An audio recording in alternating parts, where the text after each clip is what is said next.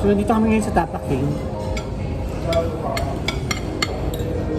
Umorder kami ng Royal Bee, which includes bangus, longganisa, tapa, yung kangkong na kakaunti lang, pero mahal, classic, at saka bowl, yung formula na tapa bowl.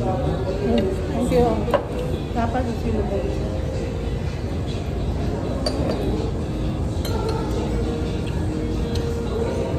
Nalirealize namin na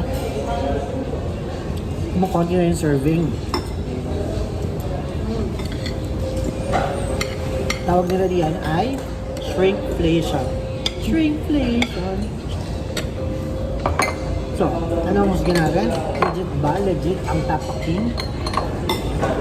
Pare-pare din siya yung original masarap na tapa. Tapos masarap pa yung tapang malaki. I agree. So, kung comfort food ang hanap nyo, pwede pa din naman ang Tapa